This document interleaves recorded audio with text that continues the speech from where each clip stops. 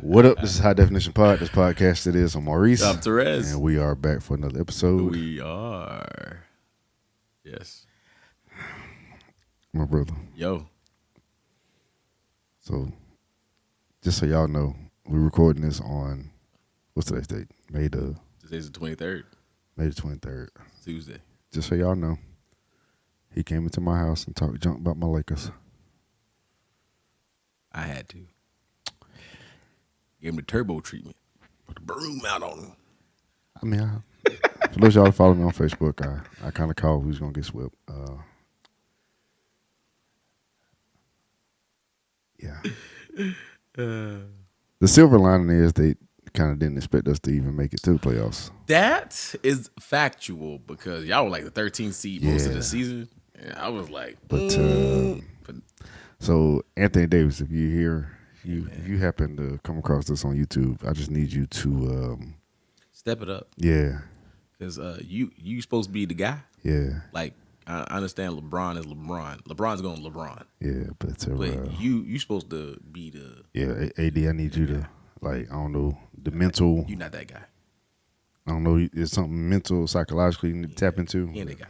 See, the thing is, every dog has his day, right? That's what they say, right? Every dog has his day. That's what they say. So, but he ain't got that dog in him, though. They say that about LeBron, too. No, LeBron got the dog. You don't score that many. You don't score all those points and not have that dog in you. Now, there was some times where, see, LeBron's a pure point guard guy. He's a point forward. LeBron's dog versus Kobe's dog. Which one? No. Kobe is a Mastiff, and LeBron is maybe a Rottweiler. See, I'm a Kobe dude, so Kobe is a Tibetan Mastiff. You ever seen those dogs?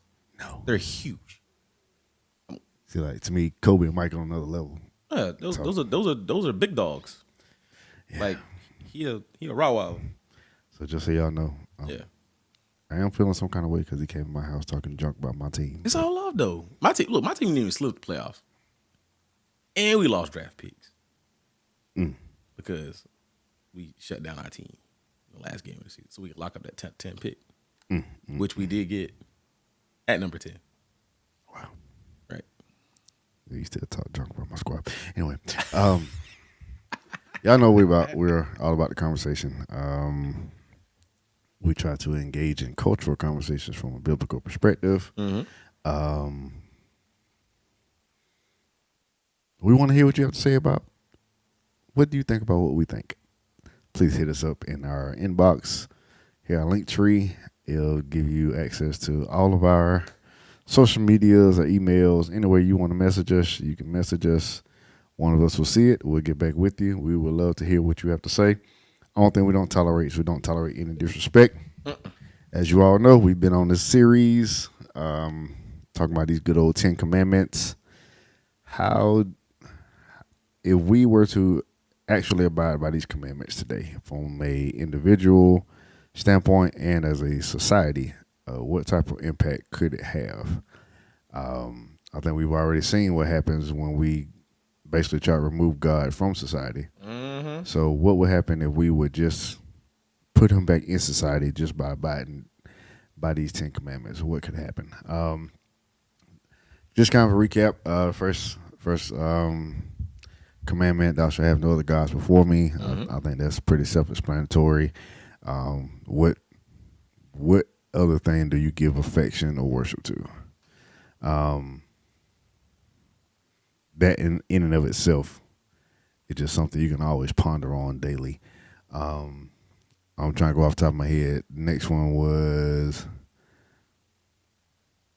it ain't using the Lord's name in vain. Mm-hmm. It's idols. You shall not have any graven images. Yeah. Yes. Don't have any graven images. One thing I thought about when I was thinking about this earlier this week, late last week, one of the images I think we have here in America, right there in front of Wall Street, the bull.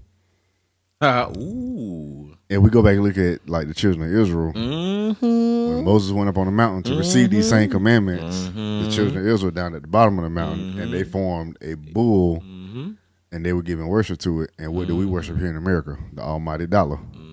And if you kept up, and we see what China and all these other countries they're trying to basically overtake the dollar. Yep. I mean, the Babylonian deity Molech was a cow, right? Yeah, we're gonna get into A that. bovine cow. We're gonna get into that. I think we're gonna get into that one on this episode. Oh I yeah. think that might come up on this episode. Ah. What was the third one? So the third commandment was don't take the Lord's name in vain. But y'all consider that though about the bull, how America worships the dollar. Mm-hmm. There's a bull that's in front of Wall Street or the stock market. The children of Israel made a bull, worshiped the bull, and layman's terms basically got in trouble with God for it. Do y'all see that pattern? I digress. And it's gold too. Isn't it gold? Like brass or something? No, the one in I think it's bronze. That's bronze. Okay. Yeah, if I'm mistaken. Okay. Precious metal. Whatever.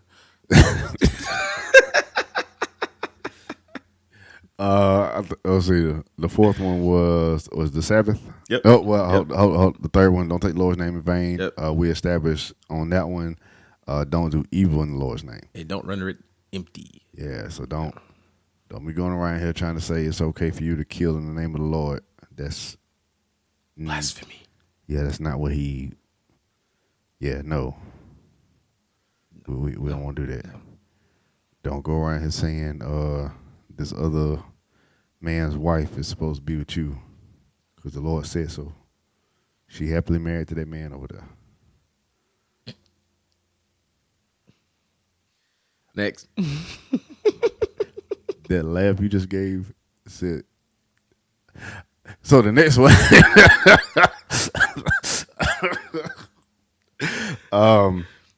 the next commandment was remember the Sabbath. We established, take your rest. It's good for you to rest and get replenished. If the Lord rested after 7 days, You should also. I mean, what makes you think you're better than God? Because you ain't better than God. I mean, He created you. But you ain't better than God. Who is like the Lord? Nobody. When He breathes out, you live. But when He breathes in, He takes your life. What you gonna do with it? I mean, when you really think about it, He breathed life into man. So what happens when He inhales? Your life is done. Have we ever thought about that? When He exhales, because the book of Genesis, He breathed life into man. So He exhaled. So what happens when He inhales? That life is coming back to Him. And your earthly life is over. That would you know what? Yeah, that would make sense. Because people die every day. Exactly. So understood. Didn't think of it that way. The fifth one, that's what the last episode was about, which I told my brother we was going to take a whole episode on it. And we did. I knew how it was going to roll. Honor your parents. And we've also established that was the first commandment that was given that also has a promise attached to it. Mm-hmm. And I think the main driving point that my dear brother brought forth on the last episode that he says just so beautifully is not so much that us dishonoring our parents is just going to automatically cut our days off. But when we don't abide by the wisdom that they're given, we are actually putting ourselves in positions that could lead to us having our days cut short. So the example we gave, your parents tell you, those friends you're hanging with, they involved in some trouble and some stuff that could eventually get you killed. If you don't stop hanging with them, it's going to leave you in a world of trouble. Then you go out here, you keep hanging with them, those said friends, either you end up with a bullet in you or you end up in jail or something to that effect. So, yeah, I would definitely recommend going back and listening to the episode for sure. Listen to all of them, but definitely that one is in particular. The next one, number 6. So, even before we go there, though, so we've already done the first 5. Yep. On the very first episode of this series that we discussed, the 10 Commandments, basically, you can divide them up into 2 sections.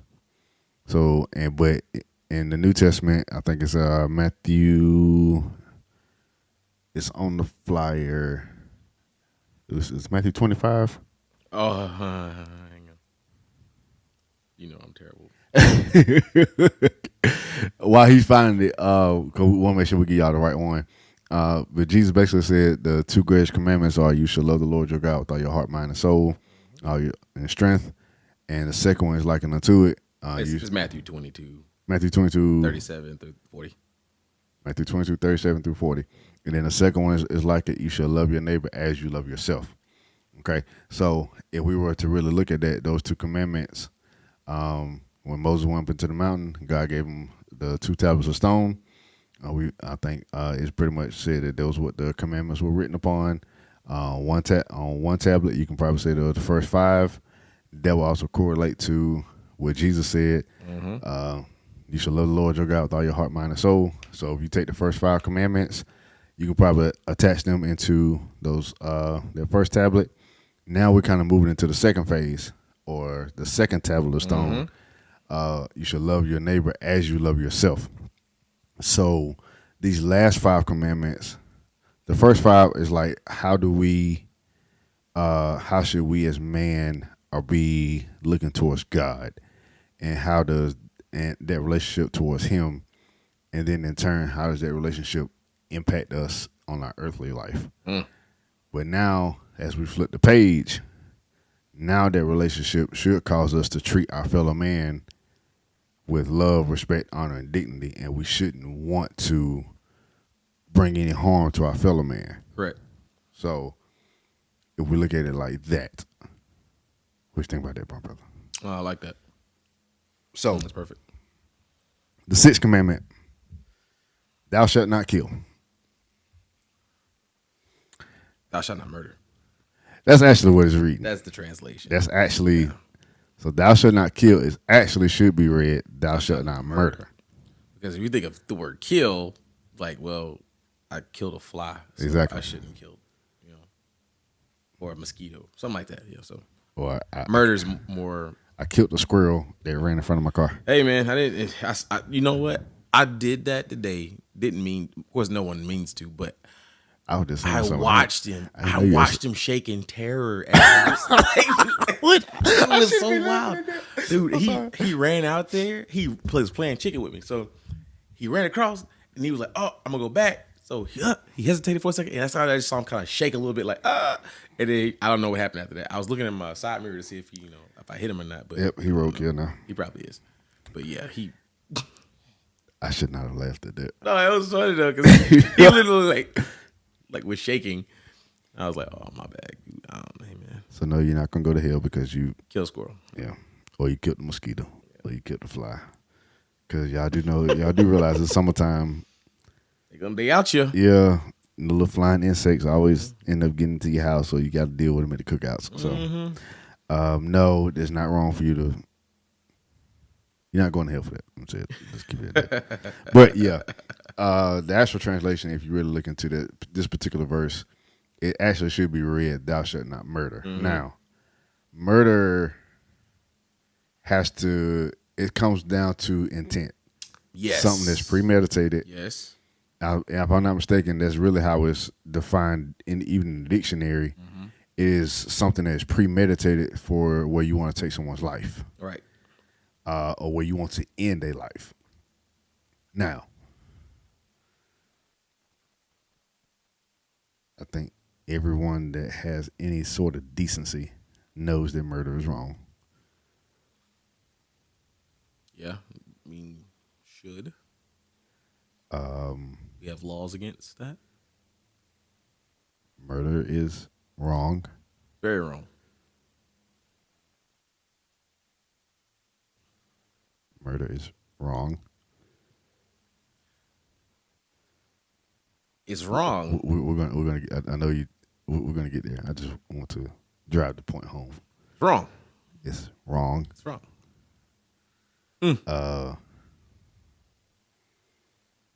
Dun, dun, dun, dun.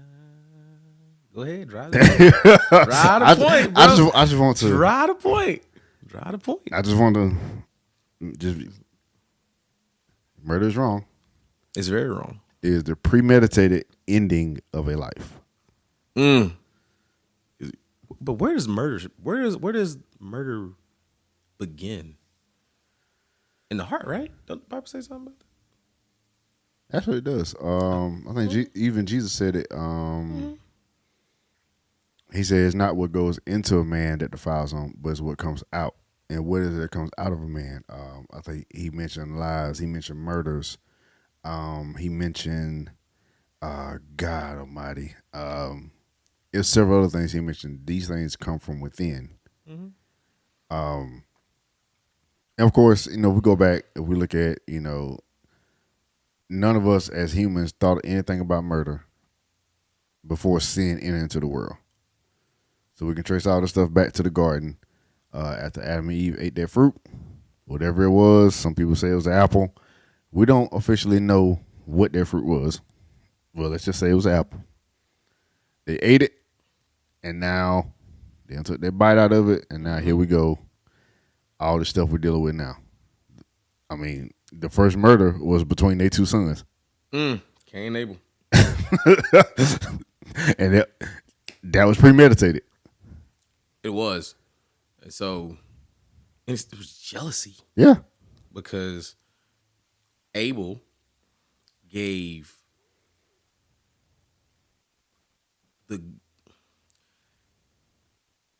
Cain gave scraps as a sacrifice. Abel gave the best, the first fruits. Yep.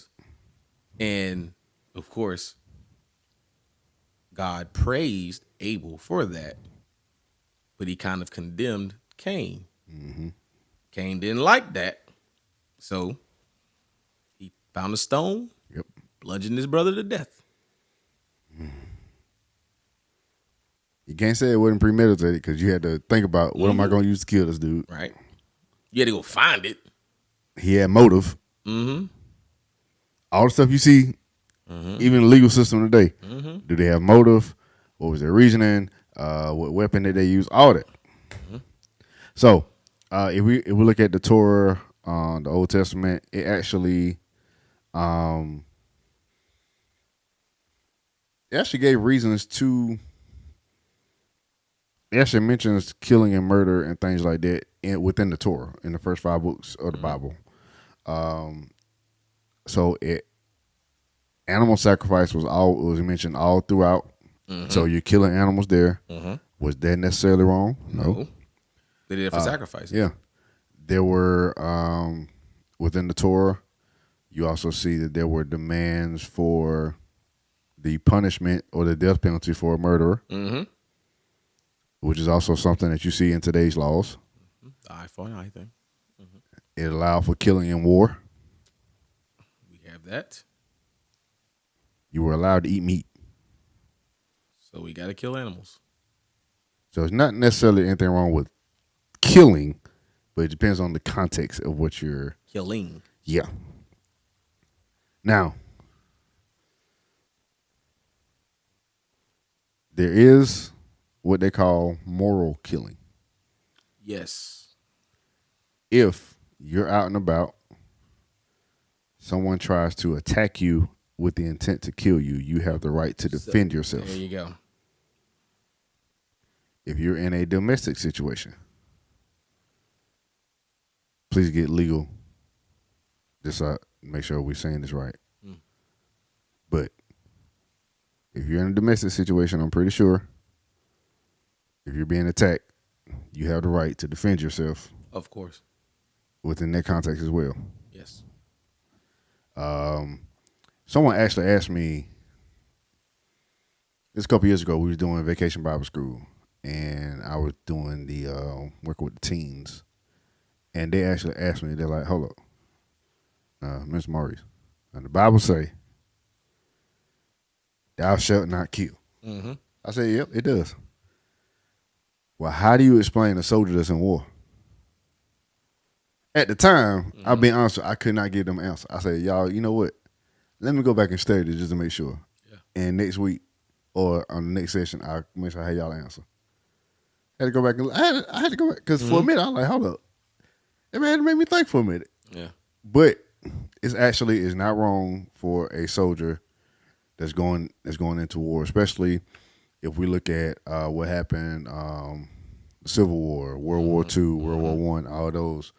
When you got people who's trying to conquer other nations and enslave them or try to enforce their laws upon others, um, in those instances, it's not necessarily wrong, especially because once you enter into those battles, they're trying to take you out.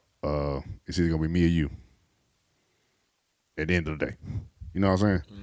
Um, so, how does this affect us today? Mm. I think everyone knows. We can all look at immoral killings. Let's go over that real quick. So, murder from a domestic violence, Yep. that's immoral. Serial killers, of course, immoral. Mass murderers, immoral.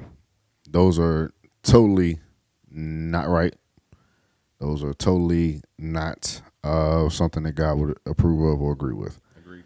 So I think we can all see that. But if we take murder into another vein, have we ever considered the fact, and some of you who are listening, you may get a little tight, you may disagree. We want to hear your thoughts. The way you just set up. the way you just set up in that chair. have we ever considered the fact that, especially with the political climate that we're in now, it's very heavy around this particular topic, that abortion is actually murder? Have we ever considered that? The reason we have to consider it is because where does life begin? I really want you to consider and asking yourself, where does life begin? Mm.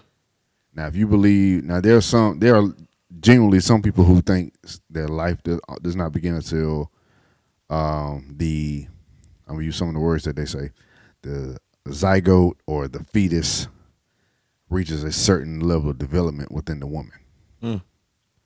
And they believe that's when life begins. There are others who believe life doesn't officially begin until the baby has already passed through the birth canal and the umbilical cord is cut. I have to disagree. I personally believe that once the sperm of a natural born man implants into the egg of a natural born woman, that at that point, according to scientists who have now discovered that there is what's called a zinc bomb, there's a flash of light that happens when the sperm and the egg meets. And at that point, that's when new DNA is formed, and that's when growth and development of a new life happens. Therefore, whether you may agree or you may disagree, I believe that once that flash of light happens, life is now formed. And at that point, now we do know it may take some time for a woman to notice. She may not know for a week or two or whatever. The cycle is late. That might be her first indication, like, hold up, I'm late. What's going on? She'll take a pregnancy test, yada, yada, yada. I think Therese has first-hand experience with that.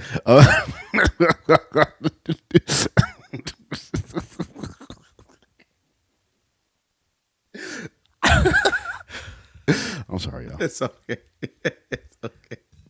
Because he blamed me for the last one.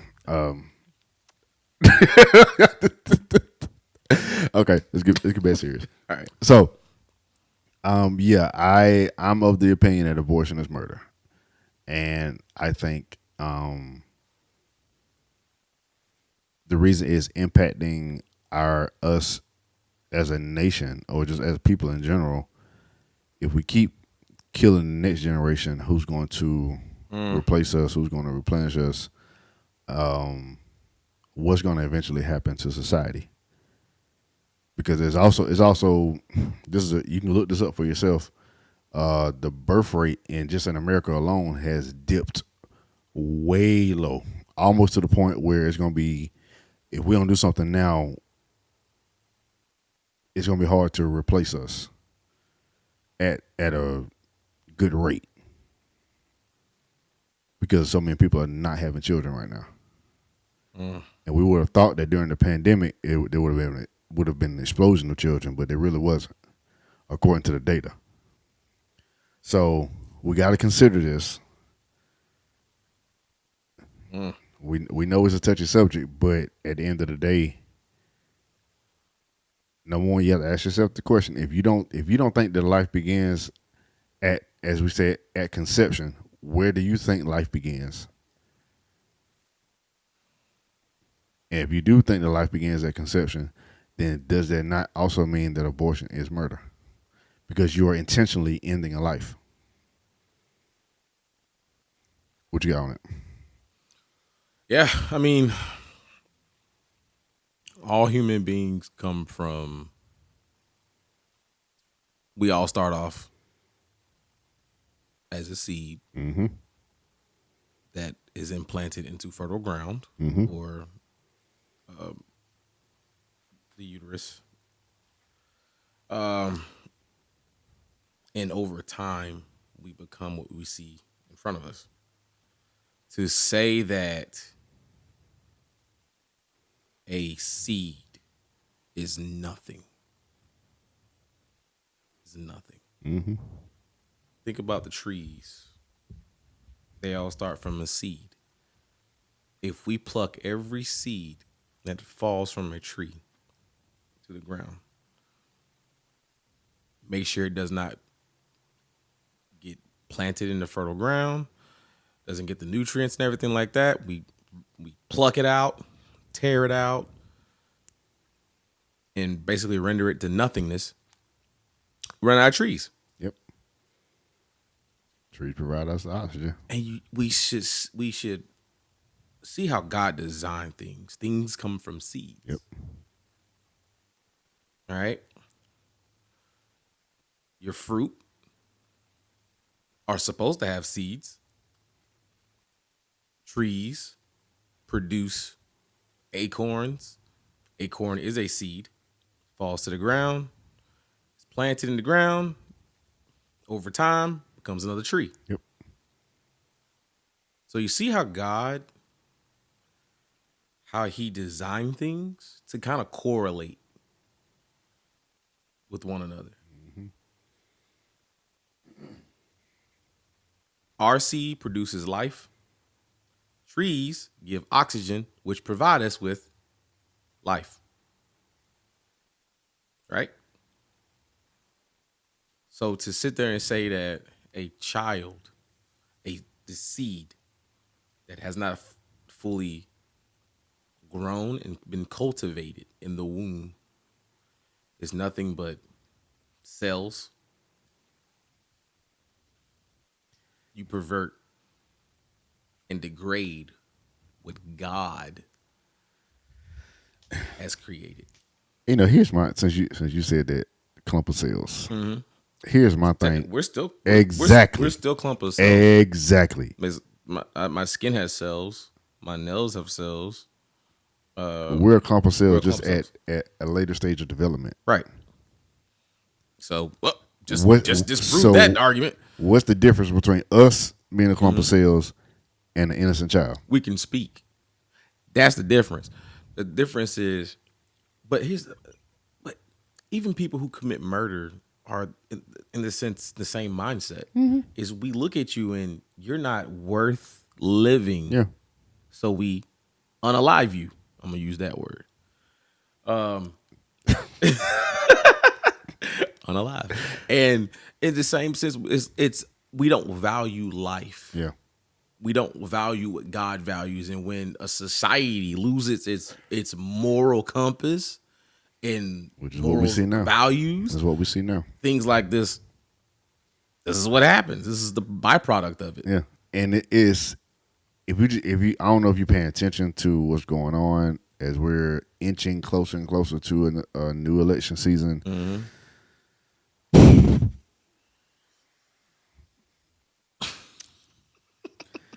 And I feel like this one is about to be a doozy. As we're inching closer and closer to this next one, this is remaining a hot button issue.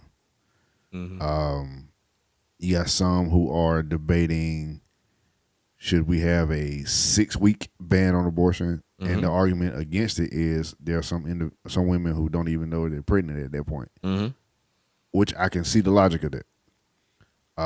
Then you have others who are saying you can abort up to 20 weeks, Mm. but that's some people during there having a gender reveal at 5 months, ain't they? Yeah.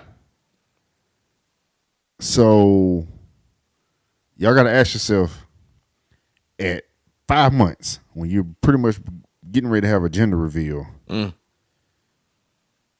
Is people are saying that that life that's growing inside of you that you're about to find out if it's either a boy or a girl, you still got the right to go ahead and kill it. Excuse me, murder it. Him or her. Mm. Have we ever considered it? Now, let me put this out here. We are not, Therese and I are not without compassion for those who may have made a decision. You've gotten pregnant, and now you're like, oh my God, what am I about to do? I'm not ready for this. Trust me, I know y'all may hear us say certain things, but at our heart, I'm being for real. We have compassion for you because either we have experienced something like this, we know people who've gone through this. We've been in the trenches with people who have been in this. Okay. Yes. Yes. So it's not like we are just saying, no, you're going to hell because we're not saying that because there's grace and mercy for you. He is God and, is rich in it. and the God that we serve is there to walk with you every step of the way. So in no way, shape, or form are we trying to demonize you or send you to hell because, as we've said before, we don't have a heaven or hell to put you in. Yes, we do take a strong stance on this because of what we believe the scriptures teach about it and the fact that God values life, therefore we value life. Yeah. The thing that because like you said, this is a touchy subject. It's one, we need to exercise discipline in our personal lives. Yeah. A lot of times when we do run into these situations where a woman is deciding to have an abortion, it's because one, she's either unmarried. Most of them, 9 times out of 10, she's single. You got lonely. Yeah, You with the wrong dude. You trying to do something to keep right. him. See, but we. Leave that ninja where he at. That's the thing. It's we rely too much on our emotions. Yeah. And our emotions betray us in the end. We need to be more sober minded. A lot of your emotions, thinking from an emotional standpoint is not sober mindedness. Yeah. It is not. Because when you make a decision when you're angry, you have to deal with the consequence. Yep. When you're on this emotional high. And I'm going to tell y'all something about an emotional high. When you first get saved, there's always this emotional high that you go through. And if there's no one there to disciple you through that, Yeah. there's a plummet shortly after. It's called life. Yes. Discipleship is the thing that coaches you through that. Yeah. Because I'm telling you, there's this highs you go on. It's a wonderful. It's like, oh my gosh, I know I felt this way. It's this euphoria. And then you step outside those walls. It might be a day, it might be a 2 day, it might be a week. Then life hits you like a freight train. Yeah. And you're like, I'm back at ground zero. Yeah. You know what I'm saying? That's facts. We gotta be more disciplined in our personal lives, especially our sexual lives. If you are single, if you're not ready for a child, abstinence is 100% childproof. Yep. All right. If that ain't you, We're not contraceptive. We're not advocating. We're not advocating you fornicating. We're not advocating. This is your life and your decision. There you go. Just wrap it up. Be safe, because a lot of times we always thinking about the child. We ain't thinking about the STDs and stuff that's out there floating. Like you might have an abortion and then you find out you got HIV or AIDS. You can't get rid of that. So they go hand in hand. Yeah. It's let's be more disciplined in our sexual lives. Let's not work off of emotion. Let's not be so impulsive. You know what I'm saying? You may need to find other avenues to release some of that energy and tension as well. Yes, I'm telling you, God gave you those desires for a reason. Yeah, and it's to give them back to Him. Yeah. A lot of times we want to. Oh God, why do I feel like? Why do I crave this? I mean, I gave you those urges, but my thing is, there's supposed to be there's an outlet for them in a specific diet parameter. Yeah. And that's in marriage. Keep talking since we done. Oh. And that's within marriage.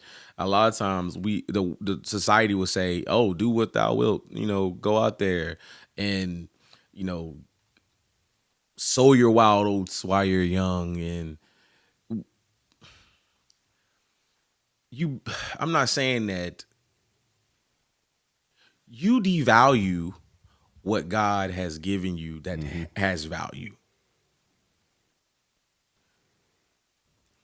So 1 Corinthians 7, just to piggyback on what Therese said from the Message Bible. Now getting down to the starting verse 1. Now getting down to questions you asked in your letter to me.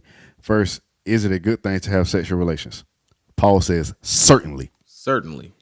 So if we stop right there, you having sexual desires, there's nothing absolutely wrong with that. There's nothing wrong with it. Nothing at all. It is a human trait. It is a human quality. There are things called hormones. God gave you those. For God's sake, y'all, please. The church has taught this since we were young. Do not ask the Lord to cut that off. No. Don't do that. Go ahead. Please don't. Okay. He says certainly, but only within a certain context, just like what Therese just said. It is good for a man to have a wife and for a woman to have a husband. Please check out this next line from the Message Bible. I don't think it could be said any better. Sexual drives are strong, but marriage is strong enough to contain them and provide for a balanced and fulfilling sexual life in a world of sexual disorder. Sexual disorder. Have y'all seen what's going on in the world today? Sexual disorder. Sexual dysfunction. Sexual immorality. Have you seen what's going on? Have you seen? I'm just saying. Have you seen? There's nothing wrong with you having sexual desires. There's nothing wrong with fellas. You see that the girl is fine. You see that she got a nice body. There's nothing wrong with you noticing. But just don't. Oh my God. Notice, but keep on pushing.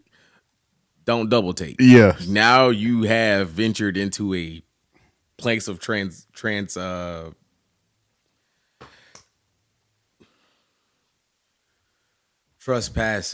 I was gonna say transgression. That too. Don't trespass against the Lord. So yeah, y'all, please, whatever y'all do, don't shut that off. But kind of get back to what we were saying. It's not wrong for you to have these desires, but it's good for you. It would be good for you to try to redirect them to another avenue. Going to the gym. Yes. Something I would suggest constructive, and I would suggest it's something physical, so that you're able to release that energy, because sex is a it is a physical act. So you probably need to get yourself involved in something physical to release that energy and that tension, because let's be honest, it's strong. and there are chemical properties that are released during the act as well. I would highly recommend going to the gym. I would too. Now, don't be out here just getting married just so you can have sex, because that is the worst possible thing that you can do. Don't do that. Because if you build your relationship based off of the fact that you just want to have sex, you don't invest in anything else in the marriage relationship. And if we're honest, I don't care what you see on social media. Mm-hmm. You're in the course of a marriage, your sexual life is going to hit highs and lows. Very much. Peaks and valleys, guys. Peaks and valleys. So don't go into it thinking you about to just get blown out every night. Not happening. There will be nights where you have to, there will be more nights than not that you have to plan out your sexual activity, especially when you have kids. Gotta get in where you fit in. That's facts. That's facts. I was just saying. Like, don't think that it's going to be just this roller coaster. Sometimes it's a gondola ride. Yes. Yes. I was wondering when you was going to bring that up. That's what I was going to bring it up. There it is. It's not always a roller coaster ride. Sometimes it's a gondola. It's you just slowly moving along. Moving along. All right. It's like, I'm going to tell y'all, the worst thing that you could do is take sex ed from pornography. Yeah, don't do that. That junk fake. It's scripted. Even the porn actors tell you it's fake. It's fake. Don't even go there. All right. Don't even go there. Yeah, don't do it. Because you look at that and you have this expectation that this is gonna happen. Oh my gosh! And then when you get into the marriage bed, you're expecting this, and you're getting this. They're paid to do what they do. They are. It's acting. And also, why did we turn this into a let's talk about sex? Anyway, you also have to consider the fact, too, we're living in a day where both men and women, they're probably dealing with certain esteem issues with their body. They're having to work through that. So you got to work through it with them. Yep. The one you looking at on porn that had surgeries. That booty ain't all them. That's surgery. Them breasts, that's probably surgery. All that. Surgery. Oh, sorry, y'all. Surgery. But yeah, it's So back to us. We said all that to the young lady who is, you may be in a relationship. You're thinking, I'm going to lose this guy because I won't sleep with him. Then you sleep with him, you end up pregnant. Lose him. God, that's something better. Every single woman is listening to this. I want you to ask yourself this question. Before you go out and you get ready to sleep with this dude, can you see yourself based on his actions, the way his lifestyle, the way he carries himself? Can you see yourself having a family with this man? If your answer is no, then you shouldn't be sleeping with him. Because here's just the truth and the fact. When you lay down and have sex, there is a strong possibility you can get pregnant. Or you will get someone pregnant. Or an STD. That too. Soul ties as well. So we just got to consider that when we going into it and laying down. All right. So once again, we're not demonizing anyone who has had an abortion or thinking about it, but just in all this, just to kind of wrap up, abortion is murder. We really have to, as a nation, as a people, and let's be honest, most of the Planned Parenthood facilities, where are most of them located? Inner city? Near minority communities. Yes. So I went down to, I mentioned on the last episode, went down to Miami a couple weeks ago. Rode right past one. It was basically in a minority community. I don't think that's by accident. If you go back and look at the history of Margaret Sanger, who was the one who started Planned Parenthood, she basically started it as I think she was a eugenicist. She was. And she basically started it to basically get rid of black people. But didn't never mind. Not going there. Nah, I'm gonna go there. Didn't MLK win the Margaret Sanger Award? Yep. In fact, while I'm thinking about it, I want y'all to consider this. Where is it? We said it on one on episode a while back. Based on the U.S. Census data, so I got this off the USCensus.gov. The 2000 census, the black population was 36.4 million, which made up 12.9% of the population. The 2010 census, we grew to 38.9 million. That was still around 13% of the population. The most recent census in 2020, 41.1 million, population dipped to 12.4%. Let's just look at the Hispanic population. The 2000 census, it was 35.3 million people of Hispanics. They made up 13% of the population. 2010, 50.5 million, 16% of the population. 2020, 62 million people of Hispanics. They make up 18.7% of the population. So they're growing 2 to 3% every 10 years. And we're kind of just in a stalemate. And we're stagnant. Abortion is probably, I think abortion and murder is probably one of the top. They're in the top reasons of why. Because we kill our own, either in the womb or out. Also, we're killing ourselves by what we eat and having a sedentary lifestyle. That's facts.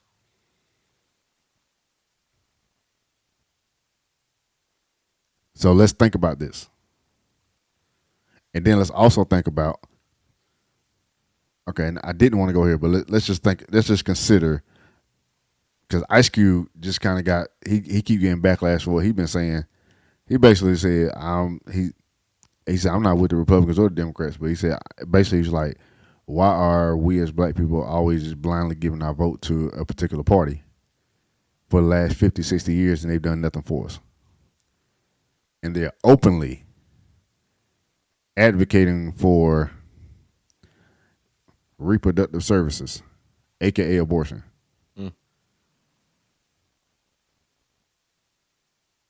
We want to advance our people, but we're killing them in the womb.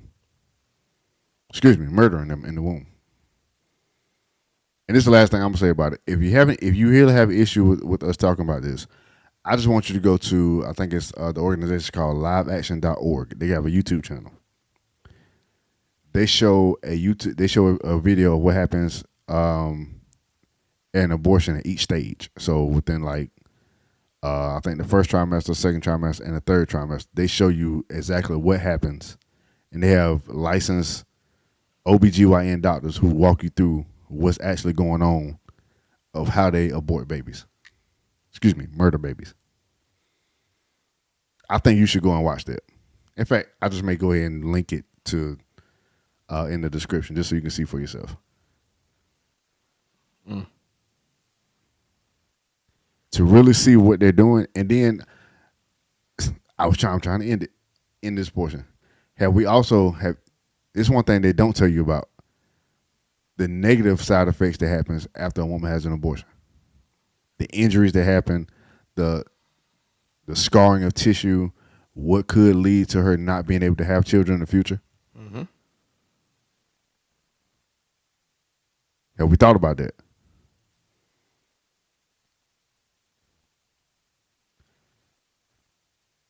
I get some pushback for some of the stuff I say and I post and some of my stances on things, but I really do want the black community to advance. Now, I'm going to try to I do my best to keep everything to a biblical foundation, but I do want us to advance. And us aborting our babies is not helping us advance. So, yeah, I'm gonna leave it at that. I'm done with this particular part. So, just to give you this, I know the Book of Enoch's not in the Bible. It's one of those extra, but in the Book of Enoch, it actually talks about, and in those days, the woman. Let's talk about the last days. In those days, the woman shall become pregnant and abort their babies and cast them out from the midst. Yea, they shall abandon their children. that are still sucklings and not return to them. So the Ethiopic word for abort is masit, which means to pluck or tear out, to violently remove, to carry off, or to rob. I'm gonna let y'all think about that. So when you watch that video of what they do in abortions, especially the late term ones, everything that I just said right there, you're gonna see. Yep.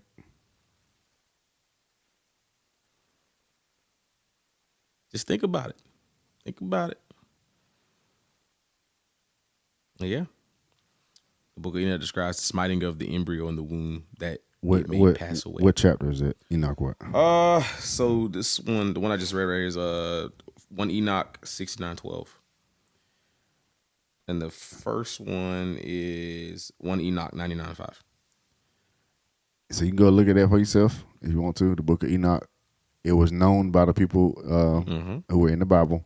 Enoch was a prophet. Yep. Paul knew about him. Mm-hmm. Many of the church fathers. The book of Enoch was actually quoted a whole lot during the first century. So a lot of them knew about it.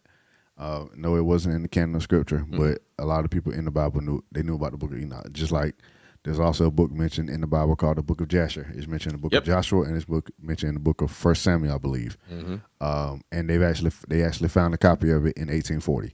So there are books. No, they're not in the canon of scripture, but like the book of Wars, the book of Moses, the book of Jasher, the book of Enoch. These books are they've been found, or they're gonna mess around and find them in archaeological digs. They just help fill in the gaps. Okay, so no, there's nothing wrong with us reading these books. Every time we do this topic, it stirs me. It does. We're not gonna get to this next one. I think we need to kind of let this sit and marinate. I really want to hear those of you who listen or watch this. I really want to hear you all's thoughts. Let us know if you agree or if you disagree. I know I said I was done, but like I said, this kind of stirs me. And, you know, like we were just talking about,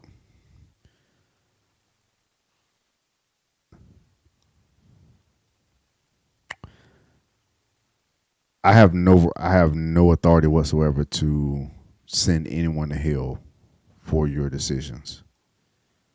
I simply don't have that authority, and I personally don't want it. No. I personally just do not want that. We're not as forgiving as God is, which is why we're learning. Yeah, but I think, especially those of us in the black community, I think we really need to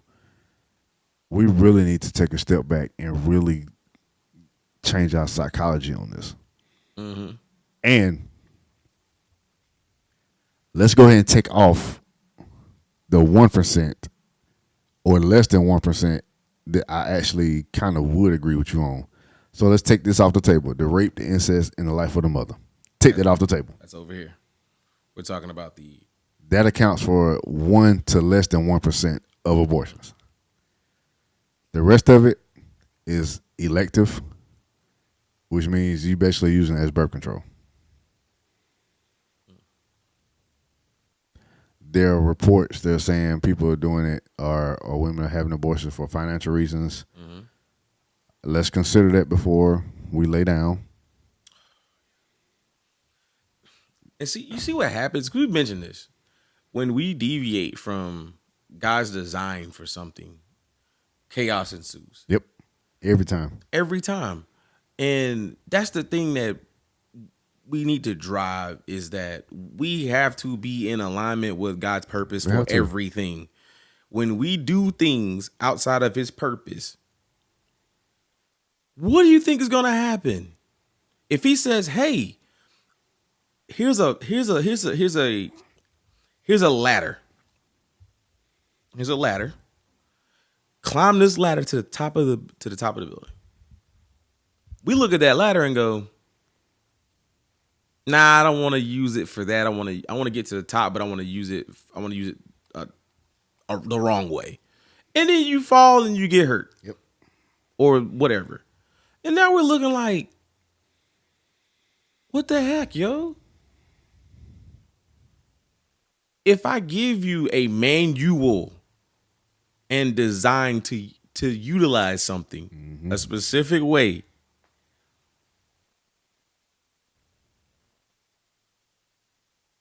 and you step outside of that design and purpose, what do you think is gonna happen? Definitely not something good. And it doesn't take away from the fact and the truth that God, He still loves you even through it. He does. He But does. He would have rather you go this route instead of this route because He knows if you go this route, He knows what's going to be the trouble that you're going to run into. And see, here's the thing too. It's going to sound cliche and religious. He's the perfect gentleman. He's not going to force himself on you. He gives you a free will. He gives you the ability to make a choice. So before you have to make this choice to murder this child that's growing in the womb, or I'm not going to excuse the fellas either, before you try to pressure her to murder the child that's in the womb that you helped to create. God tried to give you steps or a plan or a route to take that didn't have to have you in this position. Because ladies, guess what? We actually agree with you. You didn't end up pregnant by yourself.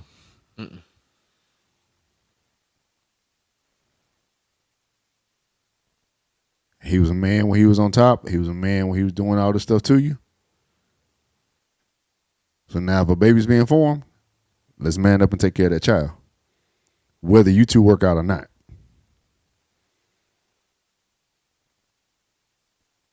There was an Instagram reel that me and Therese shared with each other of a pastor. He made a very powerful statement.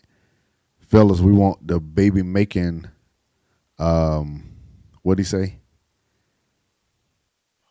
We want the baby making ability, but we don't want the baby raising responsibility. It's good while she. Can I go here? No, PG, PG, Okay. PG. Okay. Keep it PG. It's good when you in the pocket. Yeah, okay. I was about to go all in. It's good when you in the pocket. Yeah, it's all fun and dandy. It's all hunky dory when you in the pocket. As soon as that pocket get filled, Fellas, we got to take care of our responsibilities. we do. We do. God has placed us at the head of the table of our families. He has. And fellas, just like I asked her the question earlier in this episode, you also need to ask yourself the same question. Before I go lay down with this young woman, can I see myself raising kids with her? Can I see her giving birth to my children? Because you could lay down with her and then she get pregnant and she like, I'm keeping it. And you like, no, get rid of it. And she make your life a living hell. Do you want that? Do you want that? Do you want that? So now we talking to the men who don't want the kid and the woman who wants to keep the kid. We're not talking to the woman that wants to get rid of the kid and the man that wants to keep the kid. We're talking to both parties, but right now we focusing on the man that don't want the responsibility. And I personally, I don't know. I can't really call you a man if you like that. There's one thing. You're a male. Males have the ability to. Yeah. And Men are responsible. And trust me, it's. Is it hard? Is it? Do you have questions? Me and Therese are married with children. Therese actually, he got to experience. I haven't yet, but he's experienced walking with this woman while she's pregnant, taking care of her, being with her at the birth of both of his sons, That stuff is not easy. having those questions like, "Oh God, am I ready? Am I gonna make the right decisions for these boys? Am I gonna rate them right?" He's had to deal with all that. I'm coming from the side of I'm coming into a relationship with a woman who's already had children, and I'm still kind of having, how am I gonna be able to take care of them? If this happens, what am I gonna be? All as a man, we gonna deal with this stuff. Transparent moment. So when Candace was pregnant the second time, you know, actually no, it's both times actually. So there was an instance. There was an instance when The second was the one he blamed me for. yes, Cameron. There was an instance where she had told me this was so. My wife got pregnant on the honeymoon. So around that time, we had found out she had found out that she had missed her period and whatnot. And so I remember when she told me, I shut down. Like I was just like, this is not the plan. This is not supposed to happen. I was pissed off. Let me just put it like that. I'm gonna just be as blunt as possible. I was pissed off. And then we ended up losing that child. Then, you know, Pastor had to sit me down, he talked to me, I worked up to the idea, then we ended up losing the child. But then she ended up getting pregnant with Carter. And let me tell you, man, that was like one of the most joyous things. Scary, yes, because it's like you only had to take care of, because we just got married, so it's all about up until that point, it's I'm just taking care of me, me, me, me, me. Now I got a whole wife over here, and now we're getting ready to bring our first child in, and we ain't even reached a year in marriage yet. So you can imagine the array of emotions that go through. But yes, I was very fearful because it's unknown. But man, you got to trust God through everything, man. And that's the reason why I believe that I don't even believe, I know that God has constructed parenting to be through the covenant of marriage. Yeah. Because most of us men we're very logistical. Most women are emotional. Those two things, they work good hand in hand. Where my logic might miss something, her emotional mindset might fill in that gap. Now it brings a broader picture of how we're supposed to do things, because there are times when we just basically just work off each other. Where I'm fearful, she may be like, I might have a fear about something. She talks me through it. She might have fear about something. I talk her through it. Yeah. You play off of each other, and that's the thing about marriage, is you have someone there to walk with you hand in hand through something. Your strength fills in the gap for her weakness, yes, and vice versa. There her strength fills in the gap for your weakness. There you go. And even when we got to this second child with Cameron, like I had someone say, if y'all aren't ready for this, there's options. And in my head, I stood up, I was like, that ain't even an option, dog. And when I tell y'all, man, you gotta trust God, because we don't see what's on the other side of that door. Yeah. You just gotta trust and reach out and grab it and open, because God, I'm telling y'all, man, through the whole process, He blesses you. Yeah. A child is a blessing.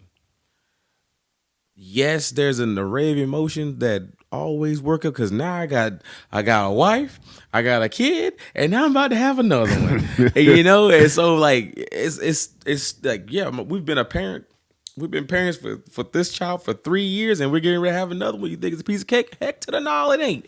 It's always, you're still learning. It's two kids with two different personalities, and you grow. And not only that, both of you are still changing. Exactly. So I mean, like, to the person out there who you may be pregnant right now and considering, like, trust God. Trust God. Now, look, there are consequences for our actions. I'm not saying that it's gonna be easy. It's not, but it's doable.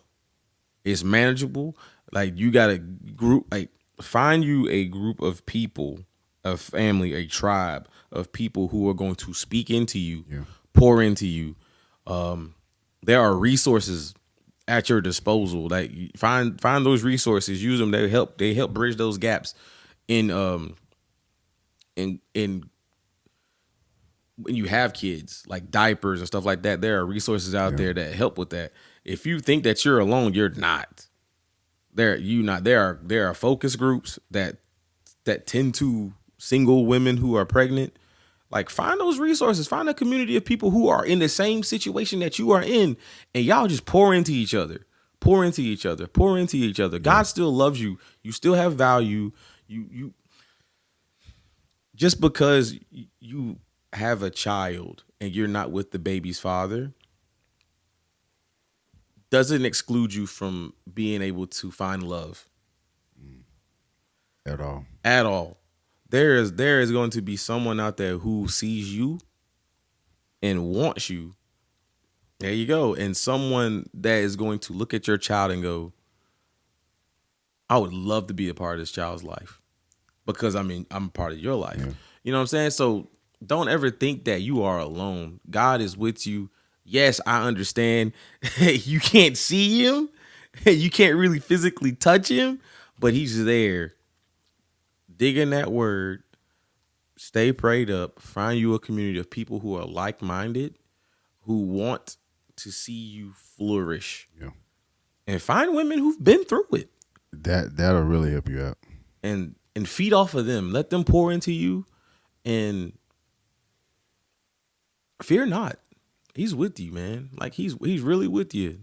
I truly believe that. And I hope someone sees this and they're like if you are pondering it, I pray that you hear what I'm saying and you hear my heart, and I pray that the Holy Spirit meets you at that need that you're at. Yeah. And I feel also the need just to tell that same person who may listen to this, I think you may not see it now, but if you are in a situation and you are carrying that child, I think you remember this: you are a chosen vessel. Mm-hmm. You've been chosen to carry a life that's probably going to make a major impact in this world. Yeah. And the fact that God chose you to give birth to that child, There's purpose. I think that is an honor in and of itself, and especially in this day and age where, we keep bringing this up, but in this day and age where it seems like women in their natural glory is trying to be robbed of that, of their glory. To every natural born woman that is carrying a child, I salute you and I commend you, and I hope you have even more children. That's what your heart desires. Because I don't care what anybody says, us men cannot replace you. And I don't care what the society is trying to push, that'll never happen. So my encouragement to you, you are carrying a life that's not probably, but will have major impact on the world. In the society, in the community that you're living in, and you're the one that's blessed to carry that child, give birth to that child, nurture that child. So I hope that you are encouraged. There is an organization. I'm going to make sure I try to link them. I can't remember that right off the top, but it's in it's in a computer, or so it might be on my iPad, but I need to hook back up to my home network to retrieve it. So I'll try to make sure I put them in the description. Hit the link, go to them, see if they have a facility in your area. They're like pregnancy centers or things like that. It's about live action? Yeah, no. No. I'm gonna put those videos up, but Okay. it's like a pregnancy organization where they actually walk with women through. So for those that's considering abortions, There's always they give them ultrasounds because they found studies now when a woman hears the heartbeat of their child, she's more likely going to keep it, keep him or her instead of aborting. Right. They also they provide like resources. They provide strollers and diapers, the whole nine. Yeah. So I'm trying to make sure I link it. I just can't remember the name off the top of my head right now. I got so much going up here now every time we talk about this, Mm-hmm. it stirs me. Y'all, this is just Yeah, it's heavy. It's a heavy subject always, and I think I truly do feel that every church should be linked up with an organization like that because we're about to go another 10, 15 minutes. every other entity is going to link itself with the Planned Parenthood to convince you not to have a child. If your church is preaching that you have a right to murder your child for choice, they are not preaching the Bible. I'm telling you, like discernment is a gift. God is a God of life. He is. In no way, shape, or form are you gonna tell me. He's not gonna co-sign your. No way, shape, or form you're gonna tell me that he is okay with us. Number one, preaching that it's okay to murder our children in the womb. No, there's no way you can biblically back that up.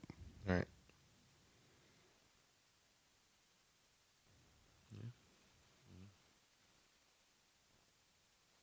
And that also stirs me because that I believe we're misrepresenting God on that front too. Just like Therese just said, every organization is going to always link themselves up to some type of Planned Parenthood or something. The church needs to be linking itself up with those who want to see life get here. We just said earlier, the birth rate in America alone is plummeting, which means we need to be seeing more people getting pregnant. The one thing Excuse me. I'm sorry. More women getting pregnant. There you go. But the one thing that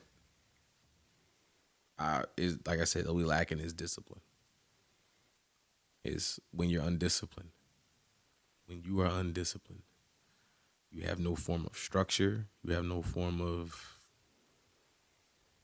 Oh, it's like it's structure. I mean, it's the only word I could think of. And as we see in society, we preach we applaud the undisciplined. Mm-hmm. We do. We allow foolishness to run rampant within our communities, within our government, sometimes within our churches. And God is a God of discipline. Yep, he's a God of discipline and order. So, y'all please let us know what y'all think about what we think. We really want to hear your thoughts on this episode, whether you agree or whether you disagree. As we always say, we just don't tolerate disrespect. But y'all just let us know. Share this. We don't say this a whole lot, but hit us up with the 5 stars on Apple, Google. Leave us a comment or review on there. Share this with your family and friends. You watch us on YouTube. Hit that like, comment on it, subscribe to us. We try to hit you with an episode every week to every other week. We're available on all your audio podcasts. As y'all, I think y'all can kind of see just our demeanor. We very much take this topic very seriously. Life, especially the most innocent of life, is very precious to us. So y'all, please keep this in mind. We're gonna see y'all on the next episode. This is High Definition Podcast. I'm Maurice. I'm Therese. And y'all remember to live life From the highest definition. We will catch y'all on the next episode.